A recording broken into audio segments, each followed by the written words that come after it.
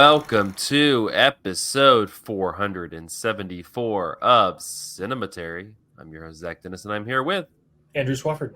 Michael O'Malley. In today's episode, we will be concluding our Javier Bardem series with 2018's Everybody Knows. But everybody already knows that. Every time I hear the title in my head, I hear Neil Young. Like everybody knows this is nowhere. I hear Leonard Cohen. What boomer icon do you hear?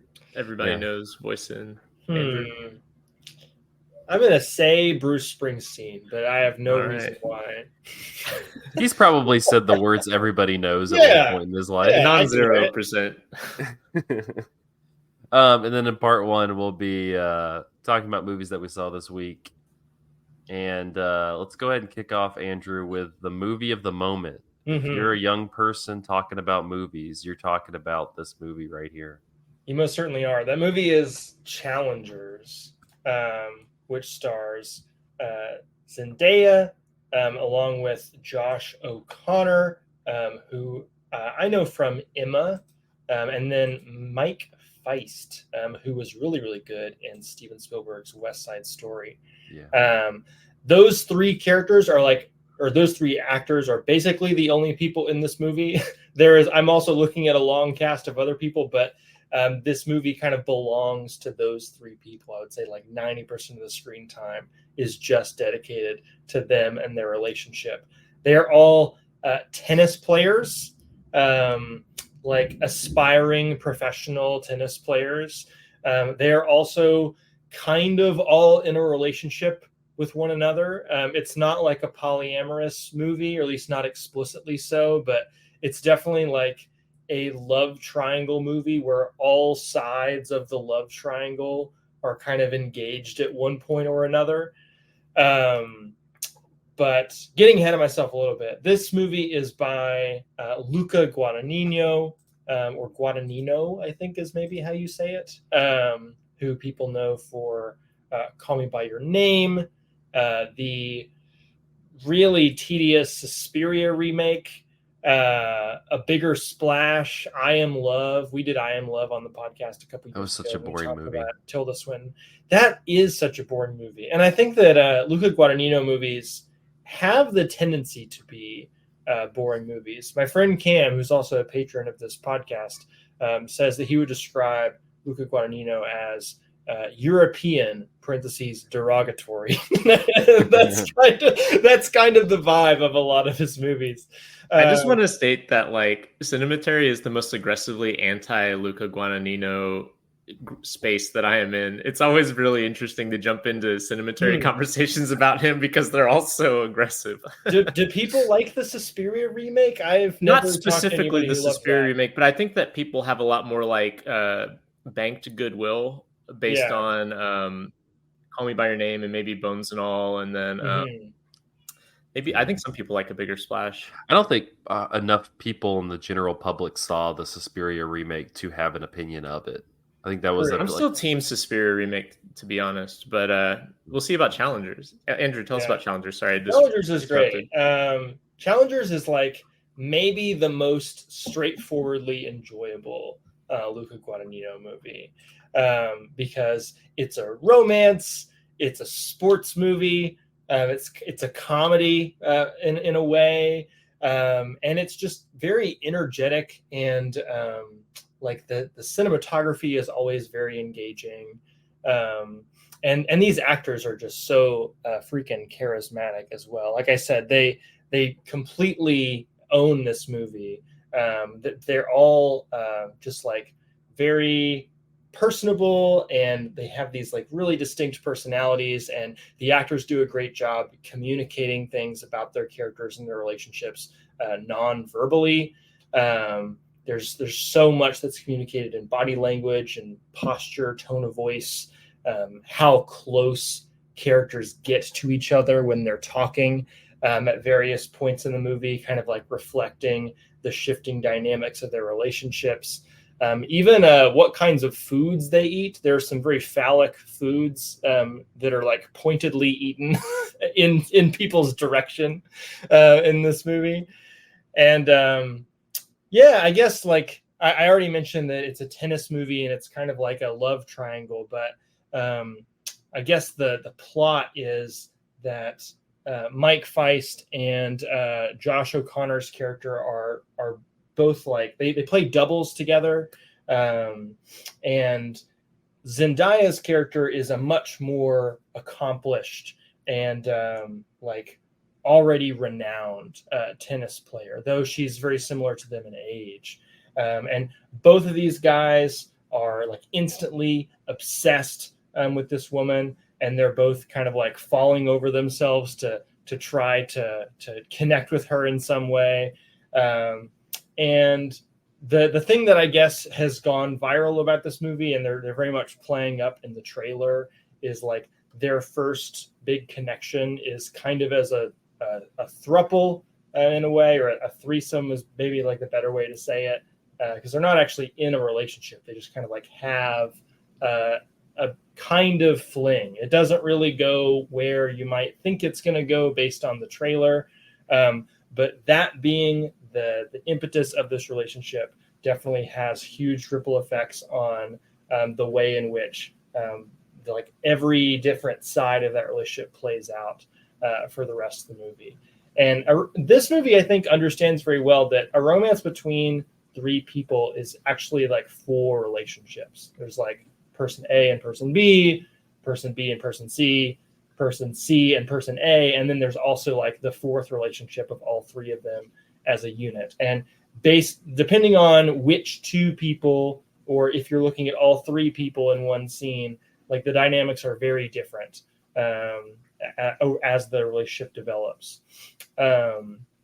And also another thing that is important to note about this movie is that because these are athletes and they bond over their love of competition, there's definitely so much competition in the way in which they're kind of fighting over or fighting each other for the affection of other people in the relationship. And the movie kind of posits that the love of competition is very closely related to the love of domination. Zendaya's character is a very domineering character who kind of enjoys just being in control of the relationship at all times. She serves as Mike Feist's coach for a big chunk of this movie. And there's another part of the movie where Josh O'Connor is like begging her to be his coach. So like there's always a power dynamic at play here. Let's see what else to say. The tennis is very, very well filmed. So much of this movie is tennis. And Luca Guadagnino finds some really fun, cool ways to shoot tennis, including from the perspective of the ball at one point, which kind of feels stupid to watch, but is funny and like enjoyable in a way that his movies often are not. One thing that we were talking about off mic before we got into recording is that this movie has a score by Trent Reznor and Atticus Ross, who, of course, people know from Nine Inch Nails, also their Social Network score, which is just one of the best film scores of the 21st century. And this score is no slouch. It is like very heavy, like techno, a lot of like really driving, like arpeggiated synths. And they will just like kick in sometimes in the middle of a conversation as, the conversation is taken a turn and like the power dynamic has shifted just a little bit. And so like whether it's scoring a really intense tennis match or just two people kind of trying to jockey for position in some sort of conversation, this score is like very much pulsating and trying to get you like as locked in as possible in what's going on here. So very, very fun score. Trent Reznor and Atticus Ross go crazy. I enjoy this movie a lot. It is maybe the most fun I've had at a Luca Guadagnino movie. I would probably say that Call Me by Your Name was my favorite, but I think that movie is elevated a lot by the Sufjan Stevens songs in it, and there's only 3 of them, and they're sparse. But this movie, I think that the cinematography is great. I think the music is great. I think the acting is great. I think the story is really interesting as well. Though I do think it is too long. This movie is over 2 hours long, and it takes you through so many twists and turns of this relationship that after a certain point, I was like, come on, I get it. Like, I don't think we necessarily need to add another layer of complication in the way these 3 people relate to each other. I will also say, to that point, someone needs to revoke Luca Guadagnino's title card privileges because he is constantly cutting back to like 12 years earlier, later that night, one day previously. And it just feels like I can't get a hold of like when I am at any given point, because these scenes will not last that long before I get whipped into another era. And to the movie's credit, I think that they do a good job at kind of showing you visually how old the characters are, even though they're always played by the same actors. Just things like their posture or their overall demeanor shifts as they go from young adulthood to adulthood, and like have experienced so much more of this professional sport that is kind of like grinding away at them.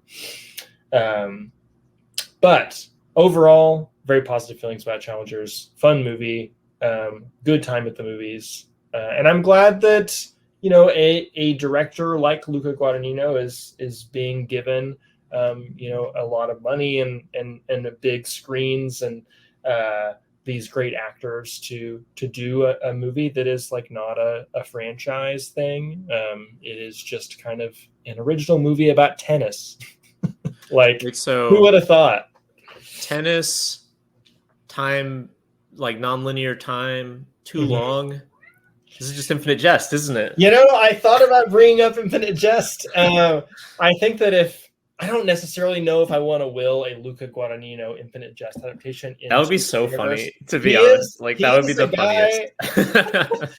He is a guy who has some pretty chaotic ideas for what to adapt. Like, he adapted Suspiria and made it. He's got that Bob Dylan movie coming out someday, right? He apparently is doing a film adaptation of Bob Dylan's Blood on the Tracks, which doesn't make any sense to me.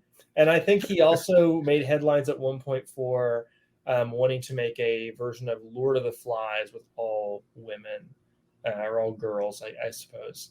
And, I could see Luca Guadagnino saying, I want to make Infinite Jest, but I think that he should probably not do that. I think that's a bad idea. That would be so funny, though. Him in like full like Suspiria 2018 mode, like doing like a 5-hour Infinite Jest movie. I would get down with it if it was durational cinema. It needs to be like 5 to 7 hours. I don't want somebody to try to cram Infinite Jest into 2 hours. Not even really a mini series. I don't think that would work. No, it's got to be a movie. It's got to be like fucking Out One. I need to be in the theater for 12 hours or not at all. Absolutely. That's exactly it. All right. Well, Challengers, it's still in theaters. I think I'm going to try to catch it this weekend. You should.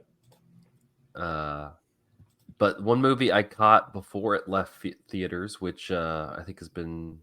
It had a nice little run to it, but that is The People's Joker, which famously got kicked out of TIFF because Warner Brothers got mad because it used Warner Brothers DC got mad because they used a lot of versions of Warner Brothers and DC characters in it. But I'm glad it's seen the day of light because I think that like the way they use it's in a very interesting way. So for those, wait. Can you explain that? I'm sorry. Like, Is it like actual copyright infringement and they're taking action against the movie, or were they just like throwing their weight around at TIFF to just get it disadvantaged? No, it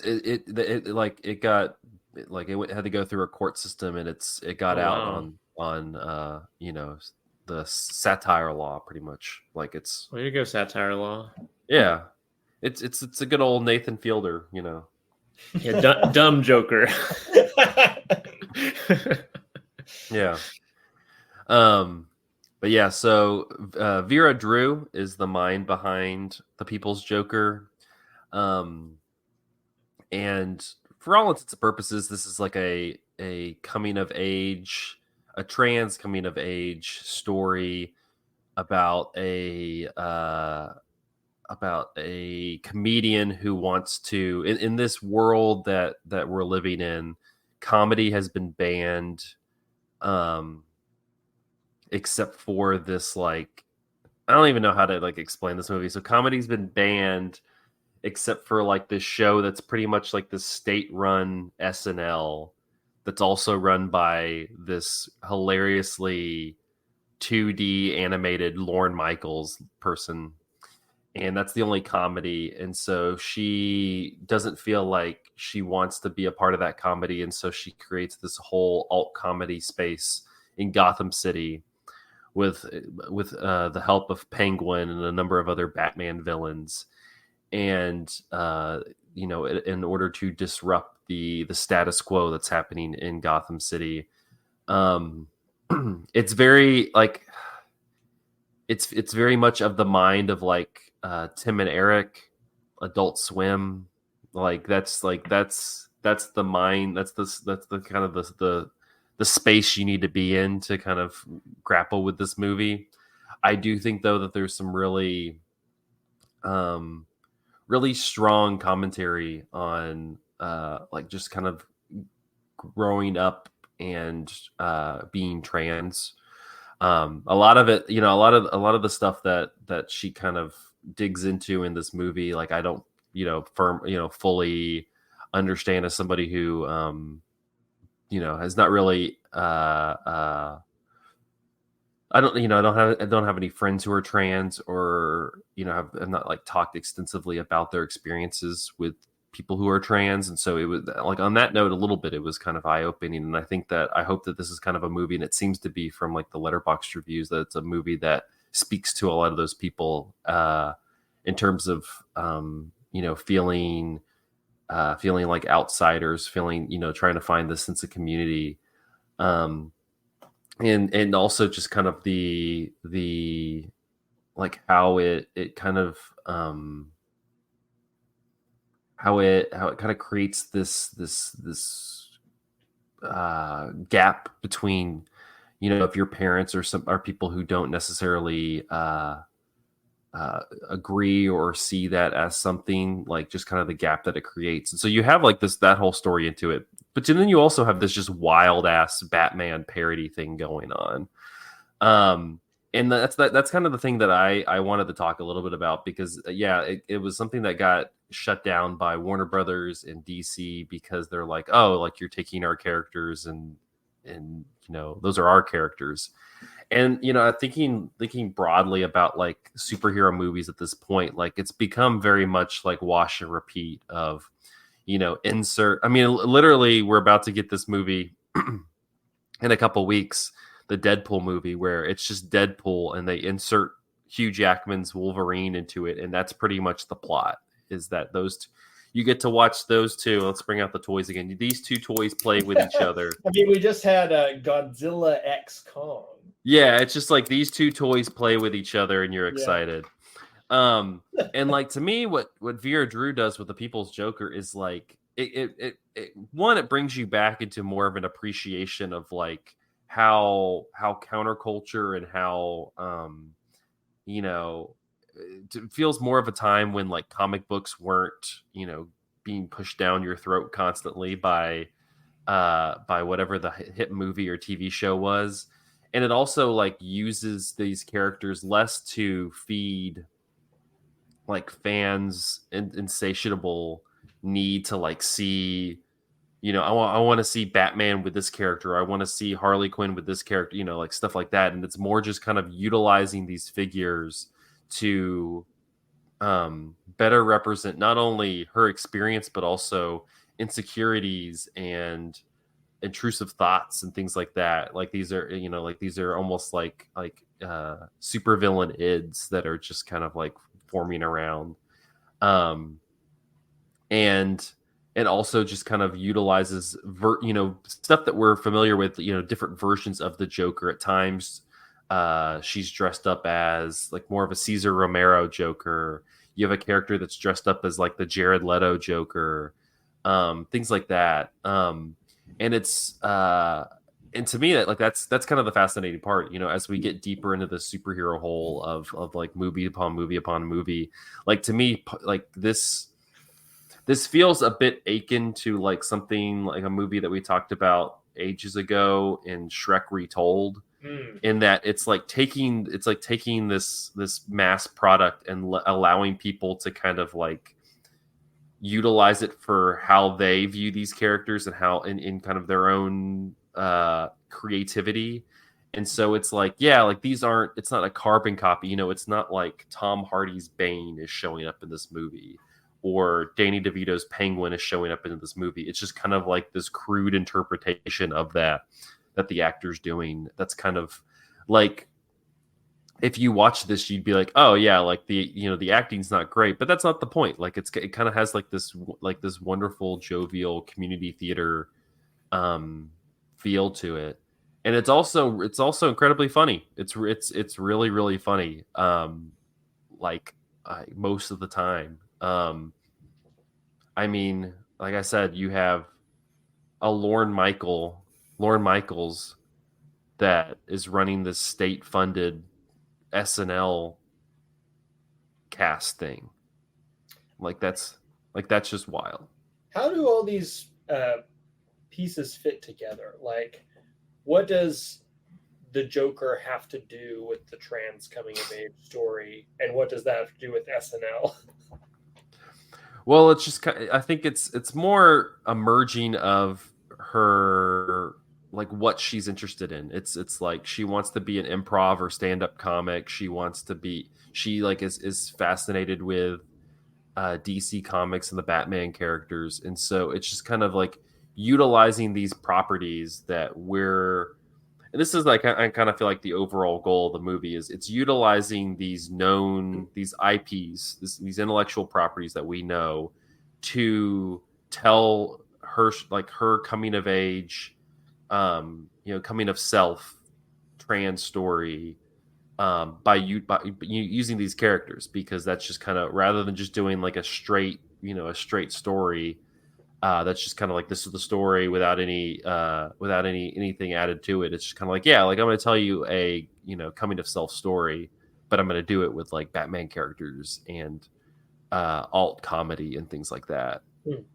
Is there with the title kind of makes me think about this, and obviously this ended up happening because of what you were talking about, it going through court and stuff. But is there like within the movie like kind of a like explicit, like we're taking these characters from the corporation and making them like for the people, like so that we can do stuff like this with characters? Because that's kind of like when I hear that title, The People's Joker, and when I heard that, like, oh, it pissed off Warner Brothers and they didn't want people to do these things with their characters without permission and all that, like it feels kind of like a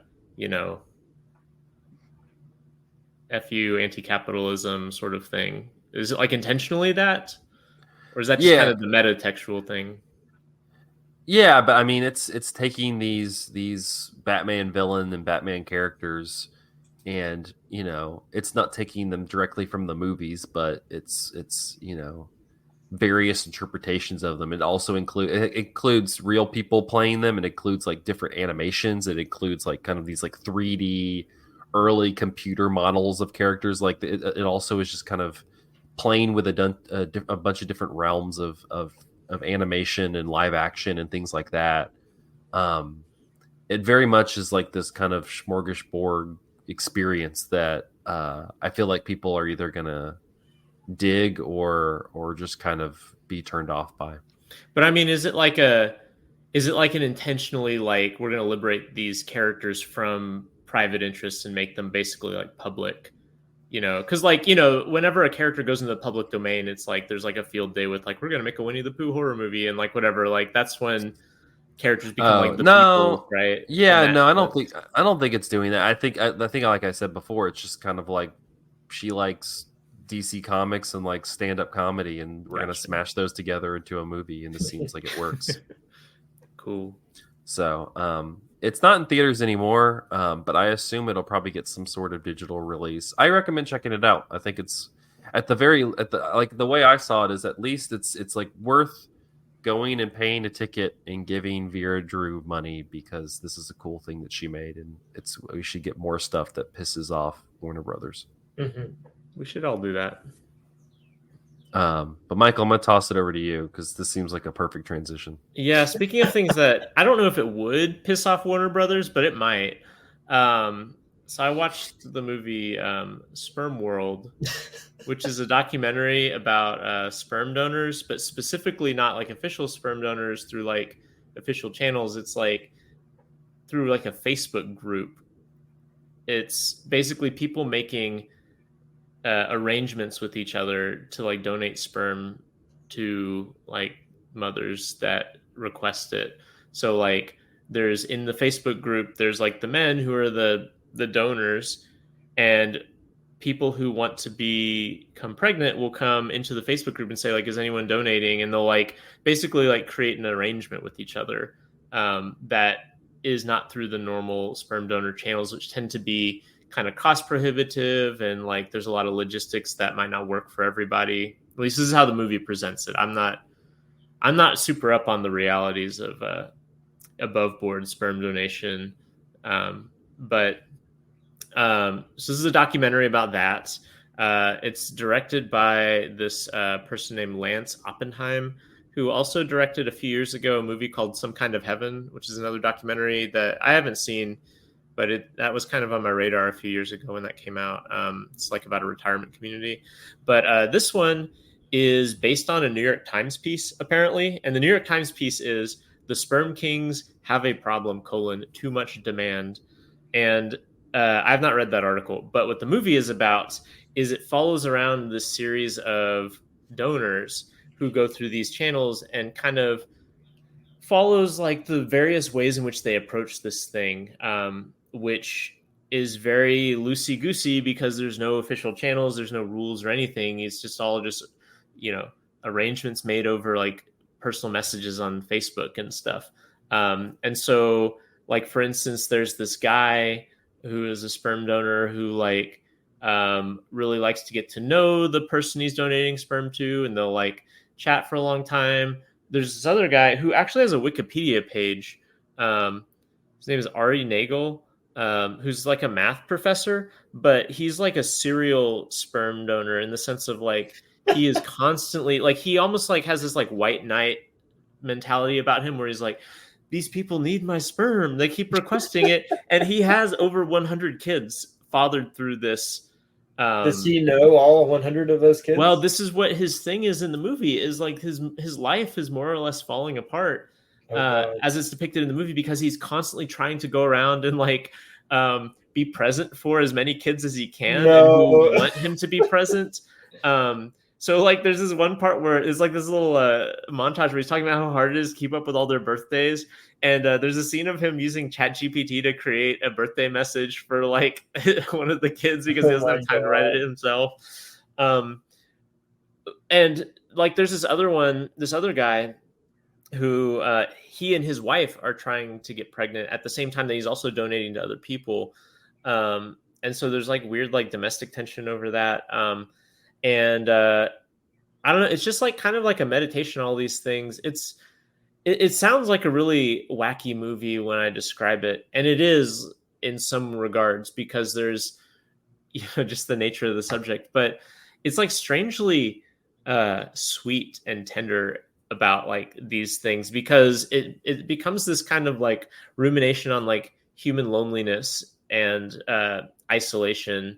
Like the guy who really likes to get to know his sperm donors, or not his sperm donors, his recipients, I guess.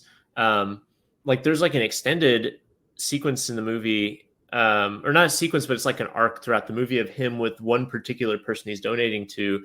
And this person wants kids, but the doctors, like she has health problems that like doctors are telling her is like making kids not a good idea, but she's going through with it anyway.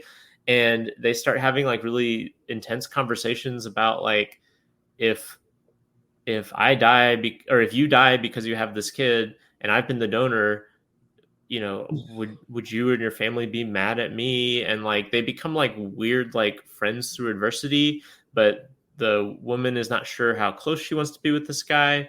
And so it's just like weird, complicated emotions. There's another guy who gets slapped with the paternity suit, or not a paternity suit. Sorry. One of the kids he fathers goes into custody of the state. Like it gets taken by like, I guess DCS or something like that. And so then he has to go to court because he's like one of the biological relatives of this child who's now in a ward of the state. And he's got to deal with that at the same time that he's dealing with all of his regular life. And like a lot of the movie plays almost like that these are like tragic characters who are donating. And tragic in like really kind of mundane and modern ways. Like we're all like alienated from like modern life and like the grind of like our like existence within like a society that demands certain things of us causes us to lose track of the things that we value and lose track of you know, the people we care about. And like a lot of movies like that, the movie is very like the score is very like kind of dreamy, like almost like it's got kind of like a shoegazy, sometimes like explosions in the sky, post-rocky kind of vibe to it. A lot of the footage is like really shallow focus, which makes it really strange to look at as a documentary because a lot of it kind of reads as like reenactment, and maybe some of it is, but it's a really striking aesthetic, and a really kind of interesting like take on these people who I think like would have been really easy to make just kind of like a wacky, like, look at these weirdos. And it's not really that, although like I guess you could have that attitude toward the movie if you wanted to, because there's plenty of stuff that is kind of strange in the movie. But I feel like it's going for something that's more compassionate than that, or at least more curious than that. Like it's not overtly dismissive of these characters, like what they're doing. It's more like exploring what they're doing and exploring kind of like the emotional ramifications of that. And I don't know, I think it's worth watching if any of that sounds interesting to you. I watched it on Hulu. It was also, another thing is, it was made for FX, like the cable channel.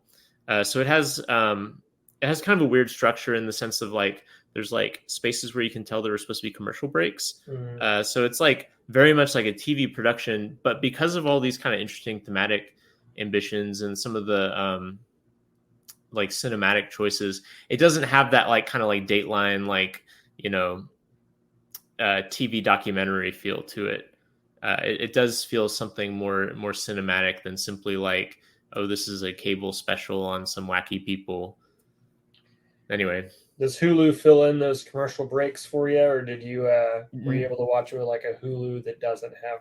My Hulu has ads, but weirdly enough, they don't have ads at all the ad breaks. If you've ever watched a movie on Hulu, they do like 3 or 4 ads at like varying intervals through like the first half of the movie, and then the rest of the movie has no ad breaks. So you can tell there are places where it would have been like an ad break on FX that Hulu does not give me one.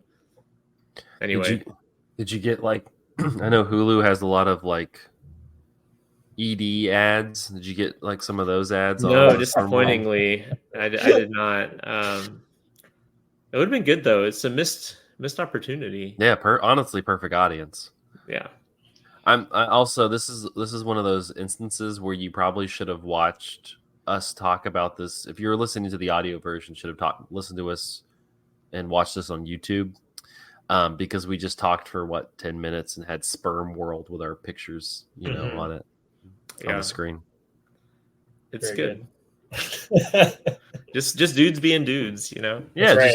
just dude time. All right, Andrew, we got like 5-6 minutes. You want to talk about the war?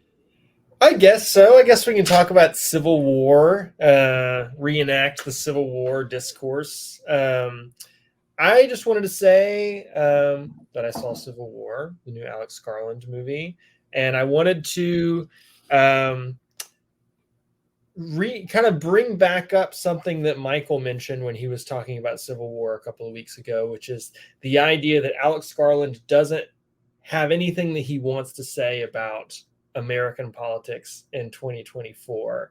The thing that happens at the beginning of the movie, the thing that's revealed at the beginning of the movie that's meant to throw you off, being that the Civil War is between like the federal government and the Western forces, I believe it's called, an alliance between Texas and California that doesn't really map onto the way in which the American political system works right now.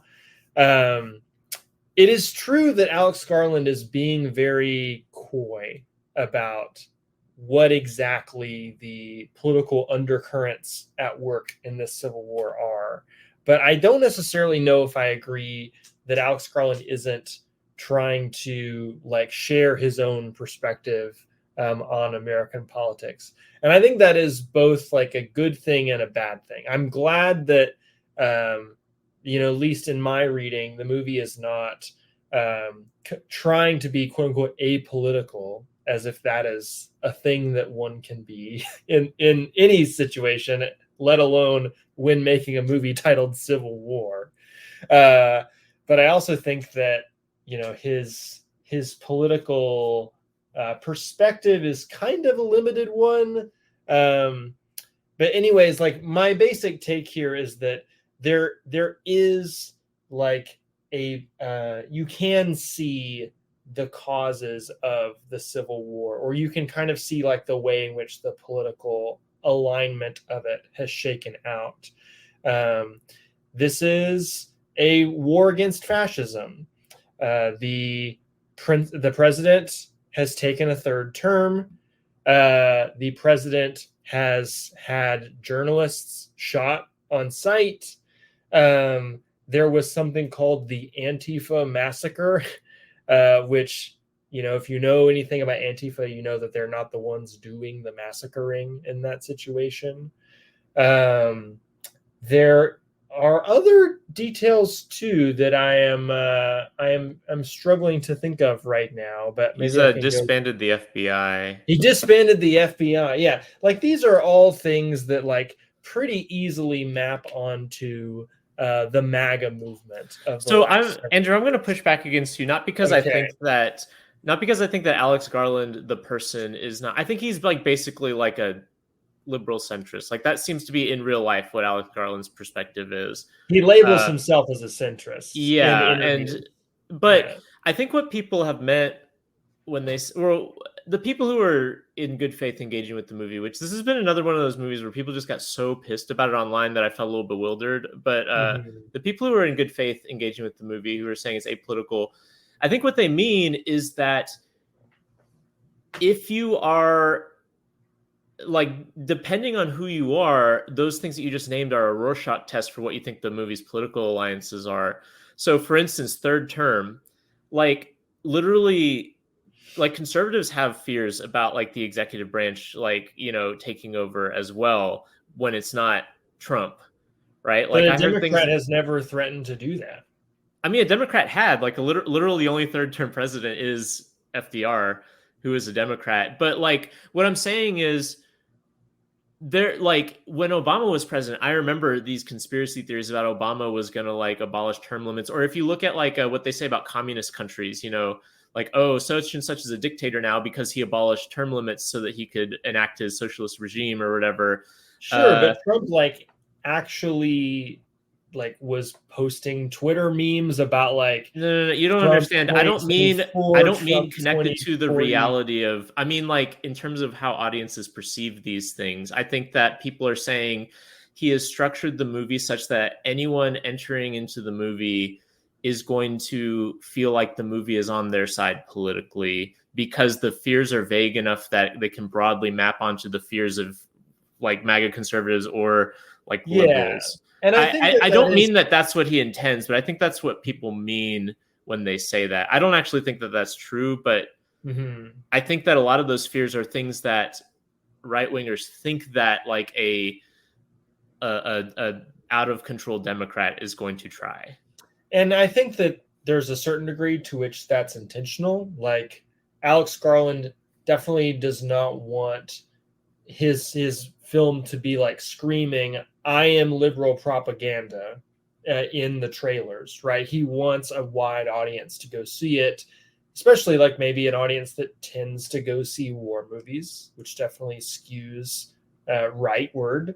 And like right-wing media has been really kind of like amping people up about the idea of a civil war for a couple of years now. So like, I think that the interest in the idea of a civil war is like on that side of the aisle. So I think he knows that he's going to have a lot of right-wingers in his audience. And he, as a self-proclaimed centrist, I think that he like very much wants to kind of welcome them into a conversation.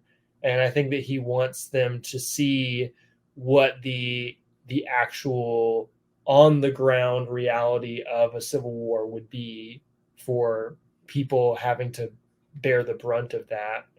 Not people fighting it, but people kind of like caught in the crosshairs in one way or another, primarily journalists, but he's also stopping and showing you how it's affecting, towns and little refugee camps and things like that.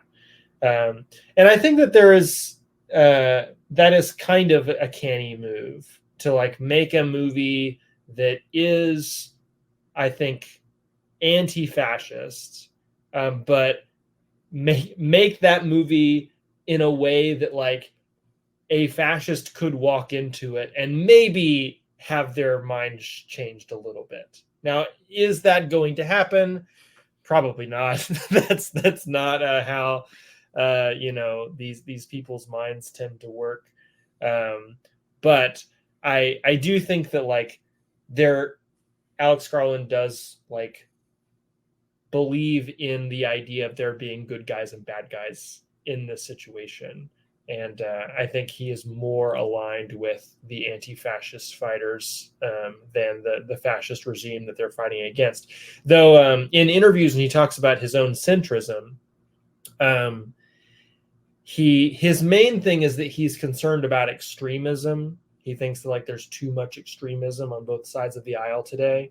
And maybe the reason why that doesn't come across as, it doesn't come across as like really smug in the movie is that like it doesn't really address the idea of left-wing extremism at all. Like it's not. I also disagree, because I think I've seen a number of people mention that Antifa massacre is an ambiguous phrase. It could be who perpetuated the massacre or who was the victim of the massacre.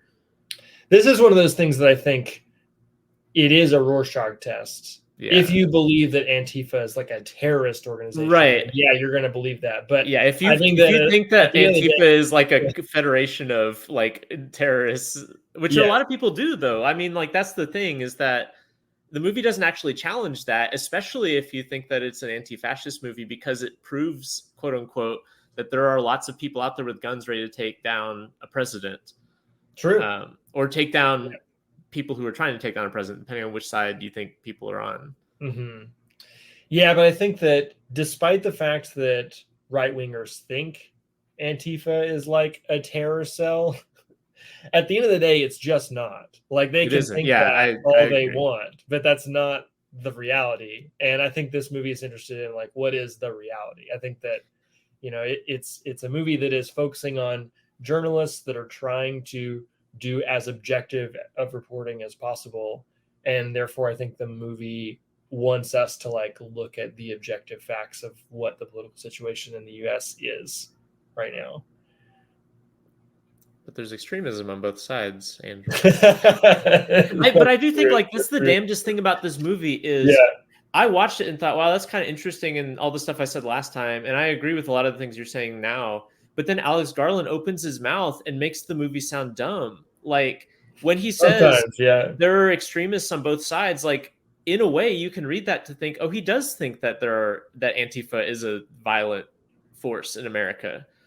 And maybe he put that in that seed into his movie. Like, listen, we also have to remember that he's British.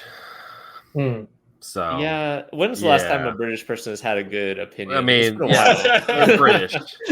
I mean, come on. Like, when have the Brits ever got anything right? I think he's also just probably spent too much time on Twitter.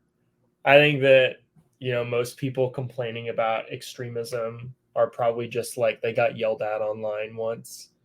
And that, because like what actual like structural organizational power does left-wing extremism have in America? Well, Andrew, you don't understand that Joe Biden is just waiting for January of 2025 to take off his hat and reveal like his beret and to start executing the billionaires. Dark Brandon rises. Dark Brandon's coming. 4 more years. Pause. All right. Nobody got my Joe Biden reference. I was assuming it was a Joe Biden reference, but I thought there was more to it besides the please clap. All right, we're gonna wrap up this extreme part 1 and get into part 2 where there's also some tensions getting high out in little old Spain. So stick with us for that. Come on. Volver se muere por volver, se muere por volver. Volver se muere por volver, se muere por volver. Volver se muere por volver, se muere por volver. And we're back with part 2 of episode 474 of Cinematary. In this part, we will be concluding our Javier Bardem series with 2018's Everybody Knows. Written and directed by Asghar Farhadi. The film stars Penelope Cruz, Javier Bardem, Ricardo Darín, and Carla Compra. Laura and her 2 children travel from Argentina to Spain to attend her sister's wedding. The joyful reunion soon turns tragic when her older daughter gets kidnapped, revealing a dark web of hidden secrets. Asghar Farhadi on why really just one. Yeah, it's one big secret. Yeah. It's not that secret though. No dark web. just the one little I've seen unfriended dark web. I know what a dark web looks like. Farhadi on why he selected Penelope Cruz and Javier Bardem for the lead roles. Quote, that goes back to The Past, his movie The Past, not just like which I directed in France. One of the candidates for the main role was Penelope, but she was already taken by another project. She was giving birth to her child. We weren't able to work together, but it was the beginning of our friendship. I spoke to her about this story and later to Javier when we met in Los Angeles. For the last 4 years, we've kept in touch and they've been following the project. But after The Past, I ended up deciding to go back to Iran and to direct another film, which meant this project being put back 2 years. But we didn't lose sight of each other. Above and beyond their performances, these 2 actors have contributed a lot to the production of the film. Throughout the project, they have been generous in responding to my questions about other actors or other subjects. Bardem on his character Paco. I really like the character. As the great Victoria Abril said, as actors, we have to defend our characters rather than judge them. Otherwise, we're not doing our job. That said, sometimes there will be characters who make you uncomfortable, but that's not the case here. It's like Ramon Sampedro in The Sea Inside or Ronaldo Arenas in Before Night Falls. Characters I remember fondly. Paco is like that. There's a light about him, a glow, a simplicity which is akin to a certain type of wisdom. He's a down-to-earth soul, full of common sense. Dude, these Javier Bardem quotes that you read in your intros are just killing me. Yeah, I'm gonna miss the guy. He's got some good quotes. Bardem on his preparation for the role. I was simply present and allowed myself to be guided by one of the smartest, funniest, inspiring, and caring people I've ever met. We were shooting for almost 4 months, and for me, it was like I don't know what's the word in English? Like a game. Farhadi is so grounded and at the same time so high in his thoughts. He always feels like he's in contact with something higher than him. It's like he's this vehicle of transmission for something very creative when he tells you where to go and how to get there. Bardem on working with his wife Penelope Cruz. Life has changed. We have grown. We've grown up. Everything is different once you're family.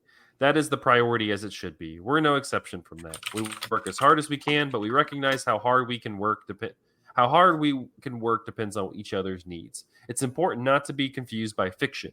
Fiction is fiction. Reality is its own thing. When you're younger, because we worked together many times over the years, we met when I was 21 and she was 16. You tend to confuse one for the other or mix them. Now I'm going to be 50 in a few weeks, and I don't do this anymore. She's the same way. You must always know when you're working on the level of recreation outside of real life. Penelope and I, we have to protect us. And in 2019, the New York Times said, what makes Everybody Knows so intensely watchable is the urge to see what shape these specters will take when they finally appear. Farhadi is an excellent screenwriter and an impressive handler of actors, but the film nonetheless adds up to less than the sum of its parts. And the LA Times said in 2019 that at times it feels as if Everybody Knows might have been more fully realized as an actual TV series, one that explored its characters at more patient length and allowed all this backstory to take deeper root. It might have also allowed Farhadi to achieve the kind of minute understanding of cultural nuance he did in A Separation and his other Iranian set triumphs. On that note, Everybody Knows. Everybody knows. Had anybody seen this when it came out? I saw it not when it came out, but whenever it was available on home media. Yeah. You've seen quite a few Farhadi movies. Yeah, I'm generally a fan. You're a big Farhadi. Yeah, what? I guess so, yeah. The kind of negative tenor of a lot of the reviews of this movie are kind of weird to me. Maybe you guys disagree, but I think this movie is good. It's not, I think implicit in all of these is it's not a separation, which it is not. Mm-hmm. But I don't know. I thought I wanted to ask you about that as somebody who's seen quite a few of them, because I want to just compare it to A Separation, but I'm wondering, like, how does this compare to his other movies? I mean, all of his, well, not all, but a lot of his movies are structured like A Separation, where there's this like really meaty, like almost like Chekhovian like narrative hook that like the rest of the movie is just like intricately structured around. Mm-hmm. And this movie in particular feels shaggier than those movies, although it still has that same thing. In fact, like the movie about Ellie is kind of about like has a lot of the same beats as this movie, because it's also about a woman who like disappears in the middle of like otherwise like festive times. Yeah, I saw a couple of Letterboxd reviews refer to this as like an inverse of that movie. Yeah, because in About Ellie, it's like this woman who no one really knows that well gets invited along on this like beach trip, and then she disappears in the middle of the beach trip, and they're all kind of like, we should look for her, but we don't know anything about her really. She's just like this one person that we know from this one place. And so like here it's the opposite, which is like it's a intimately connected family member who disappears. And I think that like, but a lot of his movies have that kind of central narrative hook where there's a kind of intrigue or mystery surrounding it. And I don't know, sometimes it feels tighter and everything feels a little bit more connected than others. I think A Separation is clearly like the pinnacle of what he's done, and it's like justly his most famous movie. But I think they all, like most of his movies, do kind of work like that. And this is like no real difference in that regard. I do kind of wonder about when people say the cultural specificity, and I don't know, like I'm not Iranian, and so I don't know how specific he is about Iran and life in Iran. Like he has the things that I expect to see about Iran, like the, Muslim, state, and the head coverings, and like the kind of things that we all know about America. And like he has interesting things to say about like family units in Iran. But I don't know, I don't know enough about Iran to know how specific culturally that is. I mean, a lot of the things that happen in a separation could just as easily happen in the United States, but you tinge it with Christianity instead of Islam, in terms of like the prejudices or like the kind of like, the cultural expectations for women or things like that. And maybe not to the specific degree that it is in like a separation, but I don't know. I guess to the same, by the same turn, I don't know enough about Spain to know that this isn't culturally specific either. There's some stuff going on with the cultural moment that Spain is in 2018 in this movie. The person I watched this with has lived in Spain around the same time, actually, that this came out, and said that Spain was going through a really extreme economic crisis at the time. And so near the beginning of the movie, when there's a couple of guys sitting in a diner talking about not being able to get a job. Meanwhile, there's all these migrants from Northern Africa who are working a lot of the jobs that they used to have. And there's kind of like xenophobia and scapegoating coming on. Like that's very much emergent from the political moment. But, that element ends up feeling like kind of not a red herring, but sort of a side thing in this movie. This movie is not really about that. It's not really about economic insecurity or xenophobia. And if it is, it seems to me maybe like affirming those prejudicial thoughts that some characters have. Like when somebody goes missing, one question to ask is like, well, it must have been one of those migrant workers who did it. And then Javier Bardem goes and like searches through all their bags and stuff. And I believe that we don't really get all that much information about the people who actually did do the kidnapping, but I think we're supposed to think that one of them is like a North African, but it's all very vague. But yeah, it is vague. But isn't it the person who actually did the kidnapping is family to them, though, right? Kind of. I mean, like it's her boyfriend, the father of her child, is the one who like is putting it on, but she's the conduit, right? Just the person in the in the house, kind of helping facilitate it. Yeah.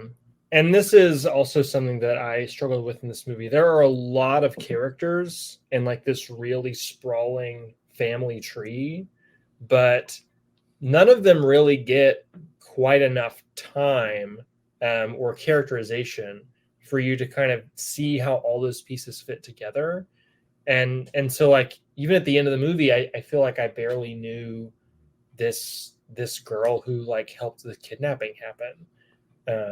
She's got a scene at the beginning, and then in the middle of the movie, she's just kind of looking concerned most of the time. Right. Yeah.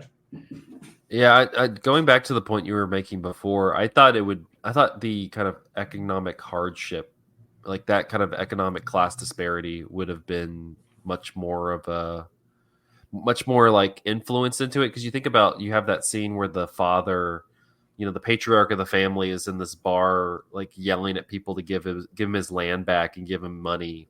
Mm-hmm. And not only is he just kind of like, yelling kind of in the wind, it seems like, but also like the people, like the townspeople are kind of just like all right, like crazy old man, but also just like they don't want to give him money. Like you see, it's not necessarily said explicitly, but you see like the wedding and like the house that they live in is pretty extravagant. They got money. Yeah. And like you look at even Javier. I mean, Javier Bardem has like, a house, but it's not nearly the extravagance of that. And they make it pretty explicit that they feel like they kind of helped him out to kind of get that place. Well, we learned that he was initially a servant or something in that family's house, and was kind of like elevated to the status of a family member, I guess, through his relationship with Penelope Cruz, which, you know, there's obviously a lot of resentment towards him from other members of the family. So I don't know, maybe it is. Yeah, I was about to say, I think more like centrally about that economic class divide than I'm saying that it is. Yeah, because I think all that's really interesting, because like I think one of the interesting things in the movie is the way that the people who are suspected, once you get past the initial like, well, it must be, you know, these other people, is like the movie becomes a lot of suspicion amongst the people. Like Javier Bardem's wife assumes that the family has orchestrated this as retaliation against him because of his like class mobility that a lot of the other people in the family resent. Like the father has lost, like they have money, but there's kind of a Pride and Prejudice element to it, where it's like this family that has money is seeming to be teetering on the precipice of having their estate kind of start to fall apart. And so there's like that element where they're trying to, like, they're really desperate to hold on to like what they have because of maybe the precarity of the economy around them. So they have to hold on to like property, which Javier Bardem ends up giving up in the end. And I don't know. I think it's interesting. It's not, I think there's a lot of like character beats specifically that are not well fleshed out, but like, actually I thought watching it this time, the economic stuff was the interesting stuff for me. I'll be honest, like the kind of, you know, we get into spoiler territory, like the second twist of, oh, this is actually your daughter that you and I had, was kind of boring to me, because I felt like it would have been a lot more interesting if he had to make the decision to give them the money based off of like, are you just in love with Penelope Cruz and you're going to give her the money, or are you not going to do it? I felt like it kind of gave him a little bit of an out by going, oh, by the way, this is your kid that we didn't tell you about. But also kind of predictable. I called it when the girl and Javier Bardem's nephew, which I guess is like her cousin, are up in the clock tower during the wedding, and they see some like scrawled initials on the wall of the clock tower, and they're talking about how everybody knows that, you know, my uncle and your mom used to be a thing. And like, it's at that point in the movie, which is maybe 15, 20 minutes in, I was like, I bet she's actually Javier Bardem's daughter. So when that reveal happened, I was like, yeah, everybody knows that. I knew that. Well, it is such an obvious like thing within the dramatic pieces that have been set up. Like I do wonder like how much of a reveal it's intended to be. Like, I wonder, like, I don't know, like you're led to suspect it so heavily that when the character finally says it out loud, it's less of a like rug pull and more of a like confirmation of things that you knew. And I don't know, like I don't think that it would be more meaningful, I think, if we knew more about their past, like Javier Bardem and Penelope Cruz's past, which we don't know a ton, except that they were involved with each other. But I don't think that it's, at least like viewing it the two times that I've seen it, it doesn't feel like a failure of the movie that it's predictable. It feels like a function of the drama that like this is kind of the inevitable other shoe that dropped, that you were like waiting for it to happen. Yeah. Though I agree that I wish we got more of their past, but I also wish we got more of their present. We don't really see Javier Bardem and Penelope Cruz interact all that much before the kidnapping takes place. And once it does, Penelope Cruz kind of stops being a character. She's just kind of crying in every scene that she has. She's inconsolable. And Javier Bardem, I mean, I don't really feel like there's all that much to his character either. I mean, he said in that quote that you read earlier, Zach, there's kind of like a warmth to him and a wisdom to him. there's not really that much of a character. There's not like specificity. Like I just enjoy watching this character because it's Javier Bardem. Yeah. Not because he's any more fleshed out than any of the other characters in this movie. He's a down-to-earth soul, full of common sense. Yeah. And it got me thinking about like Javier Bardem's star power, you know, as we are kind of exploring in the series. And, you know, last week you guys talked about The Counselor, or I guess 2 weeks ago you guys talked about The Counselor, which I think is a little bit more in keeping with kind of the stuff that he tends to be known for in the United States, where he's kind of this very singular, strange villain. Mm-hmm. And I think that he can play different flavors of that very, very well. He is just magnetic on screen when he's playing some sort of weirdo. And I think that Javier Bardem can very convincingly play, you know, a regular guy that you could see yourself being or wanting to be with. But it's not as interesting as the weirdo villain. It's kind of like, I think a good comparison is Ray Fiennes, because like he's known as like the commandant in Schindler's List, or Voldemort in Harry Potter, or you know, Gustav H. in Grand, which are very like the first two are like these just very like kind of iconic domineering movie villains, you know. Mm-hmm. and then Gustav H is just this very like eclectic singular character. Like when do you get a movie where it's just like normal guy Ray Fiennes? I guess like when he's M in the Bond movies, he's like relatively normal, but like you don't get normal guy Ray Fiennes movies. Mm-hmm.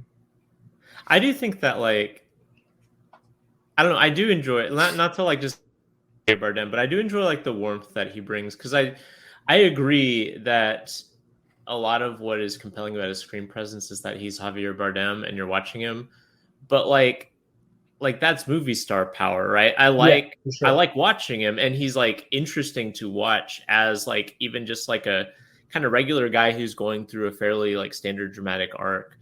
I think that like the textures of what he brings to that role are like really, really watchable and make me feel more for the character than I might otherwise, which is the point of having actors who are kind of like known quantities and like recognizable, is that their body of work and like what you know about like their face and like their mannerisms is part of what informs like even mundane performances or mundane roles, I should say. And I don't know, I think that what's here for his character is not particularly like profound, but it's like dramatically sound. And what is like on top of that layered is like what Javier Bardem is bringing to like the individual like choices to act out that role. And, you know, I don't know, I enjoyed watching it. And that's a very good point. I like the word texture to describe what he brings to the performance, because like just through his mannerisms, through his like facial expression, he's definitely like able to convey the sense of a guy who's like lived a life. Even if we're not really getting a whole lot of that past, you can kind of fill in the gaps a little bit for yourself just based on the gravitas he brings to it. Another comparison I thought of is like Willem Dafoe. Yeah. Like when is the last normal Willem Dafoe line? Well, that's what I was thinking. Florida like Project, maybe? Yeah, people like lost their minds at him in the Florida Project, and it's like he's not doing anything like exceptional, but like he's a normal dude compared to what you think of him in like The Lighthouse or Poor Things or Antichrist, or like he's about to be in Nosferatu. Yeah, like he's always or even like his stuff in like Wes Anderson movies. He's always a weird little dude. Mm-hmm. But like in Florida Project, he's just a normal guy, and people, I think that's kind of like it's a similar thing where, you know, when Willem Dafoe enters a movie, like you're just like, I know what that guy's about. Yeah, I think maybe the best example of this is Willem Dafoe in The Northman. When you get to that scene in The Northman, you're like, hell yeah, this is about to go crazy, and it does. I think that's why people like directors cast him is they're like, let's just get insane for 5 seconds. Yeah. And they're Don't like, you ever want to go ape shit? Yo, Willem, let's do it. One of the things I saw brought up a lot in like the interviews with Asghar Farhadi was you know, a director who a lot of his movies based, we talked about it a little bit, but based in Iran. This one based in Spain.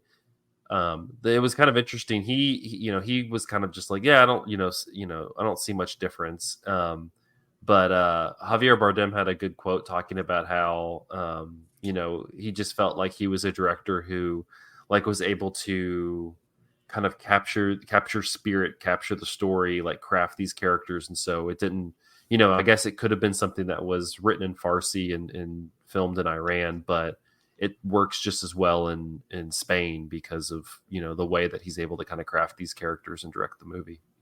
Yeah, there are some people who do not like, because the two movies that he has that are outside of Iran are The Past and Everybody Knows. I don't actually know if A Hero was in Iran or not. I think it is. But some people look at those as like lesser works by him. And I haven't seen The Past in a long time, but I remember really liking The Past like quite a bit.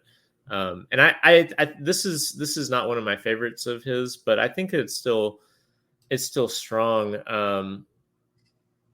And I don't know. I just got done saying like I like the baggage you bring when an actor that is in a role, but I do wonder like how people would have responded to this movie if Farhadi's name wasn't on it and it was just like a random Spanish name. Like if you weren't bringing the baggage of this is a guy that we're used to depicting the Muslim world, this is a guy that we're used to depicting Iran and kind of a patriarchal like familial system, like those are like a lot of what his Iranian movies are kind of focused on. If you didn't bring that baggage into expecting this of this movie, like, and you simply looked at it as like a melodrama or something like that, I wonder how people would have thought about it. Because I do get the feeling that a lot of the negative reviews are kind of, or middling reviews are kind of tinged with like, we wish he would we wish he would have stuck with Iran and doing what he knows, right? Mm-hmm. And I don't know. Like I'm just curious about that. Like all of his movies have a real like playwright sensibility to them, and I think like one of the interesting things about plays compared to like a lot of other media is the extent to which they're translated and performed in all different contexts, like culturally. Like there's like the like in it's not Wheel of Fortune and Fantasy. In Drive My Car, there's a whole extended like we're performing Chekhov thing within, in Japanese, obviously like not a a Russian context. And I don't know. If you think about Farhadi that way as like more of a writer than a director, like it is kind of interesting, like him like transposing like different like similar dramatic beats into different like cultural contexts. I don't know. That does seem like what he's most interested in, like creating these dramatic scenarios and watching characters bounce off of each other in a state of tension or skepticism. Nobody knows who to trust. Like that seems to be what he's most interested in. Yeah, that's like almost all of his movies that I've seen. And I think that he can be really good at doing that in a way that feels really, really deep and like extraordinarily nuanced, like in A Separation. Or I think About Ellie is really good that way. Where I think sometimes it just works on a purely like it's the dramatic engine. And I think that that's like kind of what Everybody Knows is most about, even though like I do think that some of the economic anxiety in this movie is interesting, but not knowing much about Spain is interesting in a kind of archetypal way to me. Mm-hmm.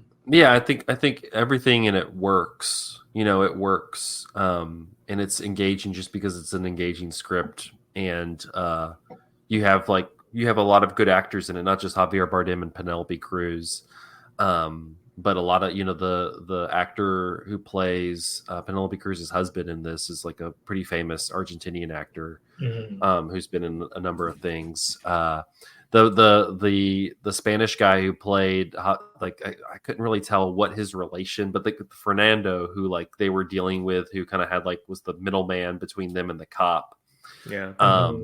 He was the brother in nobody on this was in the Beautiful episode, but was in that episode. And so I was like, oh, it's this guy again. Who's kind of being squirmy, again, talking about textured. This is what I might expect from this actor. And so I think it was just overall like I was entertained. It was a little long.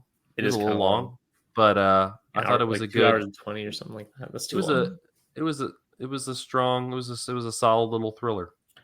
Though, thinking about Farhadi as like a kind of a theatrical director, somebody who's mostly interested in like the scenario, I couldn't help but compare this to a movie that I recently rewatched, which is Akira Kurosawa's High and Low. Also a movie about kidnapping, also a movie about class disparity. But Kurosawa, for as interested as he is in people, he is primarily interested in images and like cinema as like this moving art form. That dude's awesome. And he's great. And I feel like in that movie, it kind of like splits the kidnapping story into two halves, where there's like the tension of the unknown when we don't know who this guy is or where he went with this child. And then there's like the chase once we have some clues. And I think that both of those halves are way more thrilling than anything that we get in this movie, primarily because of the way that Akira Kurosawa constructs images. Like the first 40 minutes of that movie is confined to one apartment interior, but he's able to create such this palpable, suffocating sense of tension in that apartment that I don't really get anywhere here. And I wish that there was more of an investigation, more of a chase. It almost feels like it's an anticlimax when the kidnapped girl just returns or although with a 30-second heart attack when you think she's been dropped in the water. Yeah, absolutely. Yeah. I like it. He's also just bloop, but he's like, what? They throw her? And he kind of has a delayed oh shoot. Mm-hmm. Any other final thoughts on Everybody Knows before we wrap up? I missed the I didn't watch Beautiful or The Sea Inside, which I guess you dodged a bullet on The Sea Inside. Yeah, I heard. I was considering watching them, and then I listened to y'all's podcast, and y'all convinced me not to. This is the only one I liked out of the entire series. So really, wow. I was about to ask though, you talked about Javier Bardem in The Counselor, or you could think about him in No Country for Old Men, or he's in, is it Skyfall? Is that the Bond movie he's in? Where he's all playing these kind of flamboyant characters to a certain degree. Also, Pirates of the Caribbean. He's really bad in that movie. Man, I totally forgot he was. He's really bad in that movie. But anyway, but in his defense, everybody's bad in that movie. What a memory hole. But I guess my question was we talked about him playing kind of a more down to earth fellow in this movie. Is it like what he does in those other movies, Beautiful and Sea Inside, or is this kind of a new beat for him with this movie compared to the others that we've watched? Sea Inside, he's more doing a thing because he's playing someone who's confined to a bed. Yeah. For the entirety of the movie. He's capital A acting in that one. Okay. Yeah, absolutely. He's going for those trophies. And he's an asshole. Javier Bardem doesn't seem to think so, though. In that quote, he seems to think he's so full of wisdom and warmth and stuff. Yeah, it's actors. He's not bad and Beautiful. It's just the movie is so just kind of fizzles. He's not bad though. He's good in that. It's a whole different character though, because Paco seems to have has a steady life and then kind of tanks it a little bit. This guy is in the bottom gutter of his life, and it's just how can I circle the drain and go down it? Yeah, I think that this not to get too meta here, but when we make these actor series, we usually try to pick ones that are a little bit off the beaten path, and also ones that like we have not necessarily seen and want to see. I just wanted to see. I wanted us to talk about more Spanish movies. Is my goal in this one. Very true. Yeah, and unfortunate that the Spanish language movies were not better in the series. This is technically a Spanish language movie. Yeah, I didn't really like this movie that much. Sorry. I like Javier Bardem in Terrence Malick's To the Wonder a lot. Man, I forgot he was in that. Yeah, he has a real good role. He plays a priest. He's kind of like having a crisis of faith. But I don't know. What do you guys think is Javier Bardem's best role? It's hard to imagine any of them ranking higher than No Country for Old Men for me. I guess the thing about, I mean, he's extremely good in No Country for Old Men, but I think that like I get wrapped up in, I don't know, like I guess that is the correct answer, and that's the answer that I in my heart believe in. But like he's part of like a canon of acting roles that canon vaguely annoys me, not because of the individual roles, but because of the way they're talked about, like in the same way that like Heath Ledger's Joker or like these kind of like iconic like nihilist villains. Like there's like a canon of like, and the actors who like, gave it their all in that role. Like I'm like vaguely annoyed that that's his most iconic role, because in a lot of other roles, Javier Bardem is much less withdrawn and more like, I don't know, like I guess I like him being more having like a recognizable human psychology, whereas like he's a force of nature more or less in No Country for Old Men. And I don't know. I think you gotta don't think about him as like an edgelord villain. Think about him as a Cormac McCarthy character. No, I'm being contrarian like because I like pure evil. I like No Country for Old Men a ton. I like his role in that movie a ton. So I'm being like contrarian, but like I guess it's the difference between my favorite and the best. What's your favorite? I don't know. I'd have to think about it. He's really good in Dune 2. I don't want to. He is. I don't really know good. that I think that Dune 2 is. Well, when he's just favorite. like, oh, he's extremely good. I feel like that's a good balance of like a little over the top and otherworldly, as everything is in Dune, but also like that is a real guy. I understand the psychology of that character. Yeah. I also liked him in The Counselor, so I don't know. He was fun in The Counselor. He's fun in The Counselor. I mean, he scores. Yeah, his Sonic the Hedgehog haircut. He scores 100,000 points just for telling Brad Pitt the story of Cameron Diaz not Brad Pitt, telling Michael Fassbender the story of Cameron Diaz fucking his car, and then being like, I don't know why I told you that. Just forget I ever said that. And then dude, he sells the hell out of that scene though. That scene is so ludicrous, so good. But like he's in it, man. He describes it as being like a fish. Like a catfish. Like a catfish. And then he's just like, I don't know why I told you that. Just forget I ever said that. Just like walks out of the room. You're just like, and then it just goes away. And you're like, how is the scene adding anything to the movie? It's not. It's just, we got to live it for about 5 minutes. All right. Well, that'll wrap up this episode of Cinematary. You can find us on Facebook at facebook.com/Cinematary, on Twitter and Instagram at handle @Cinematary, and on Letterboxd at letterboxd.com/Cinematary, where we list all the movies that we talked about in this episode. If you would like to support the show, give us some money. You can go to patreon.com/Cinematary. It can be $1, $5, $50,000. It can be $300,000. We've kidnapped your daughter. Yeah, if you have a vineyard in Spain that you've been looking to sell your shares off of, and just and you're also your lost love is. I have 2 children, and I guess I've never paternity tested them, and Javier Bardem could be the father.